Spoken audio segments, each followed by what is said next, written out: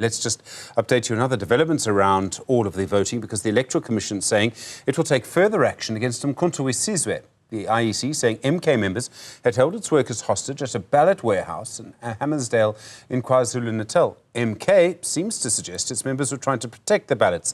The IEC says there's simply no excuse to take its workers hostage. Meanwhile, we've seen other parties making claims against the IEC as well. Dr. Webster Zambara is at the Institute for Justice and Reconciliation. Dr. Zambara, good afternoon to you. You kind of expect in an election that the people who manage the election, the referees, if you like, are going to have the players all screaming and shouting at some point. Is this election any different from the screaming and shouting around the referee that we've seen in the past? Good afternoon, and good afternoon to your viewership. Thanks for having me. I think the reality of any election globally is that it is not an easy thing to run. So as we are in the election days now, issues where you find players running around the referee and shouting at the referee, I think it's something that should be expected, because this is a very big watershed election, and one would assume that the IEC has got everything working. And so far, one thing that I would want to commend the IEC on, and also commend the South African citizen, is that based on our Afrobarometer research, which we released just last week, 68% of South Africans believe that the IEC is fair to run a free, fair, and credible election.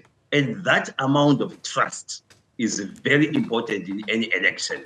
Perhaps that's actually the key element needed when citizens trust the institution, that the election management body. So what we are now seeing, which I would regard as probably in some cases they are quite sideshows, are minimal complaints, but they are important in that the IEC is always supposed to be on its toes, particularly as it manages this critical point of election. It has already started very well with the diaspora vote, which went very smoothly. It has started already with special vote that started today, but the eye is always on the IEC. And when we hear that there are issues against the MK, and I just saw a moment ago that the MK is wondering why Mr. Kumar was allowed in the rock in Joburg. I think those are some of the issues where one would want to declare that the election has arrived. And we can't ignore the fact that everyone would be looking at everything happening around these days. When we look specifically at the MK claims, I mean, the Electoral Commission kind of has to respond. I mean, really, no institution in the world can allow its workers to be taken hostage. You know, you have to respond. Is this, I mean, and I realize this takes us into political terrain, but can we expect claims about the IEC just before the election, because that's when they're most damaging? I think the IEC is standing its ground, just like any referee should. And where a yellow card is supposed to be produced, or even a red card, the referee has got that role. And if there are issues in which IEC members or officers were held hostage, it is within the right of the IEC to stand its ground, to show that it is the authority in charge of managing elections in South Africa. And I think so far they've done quite well.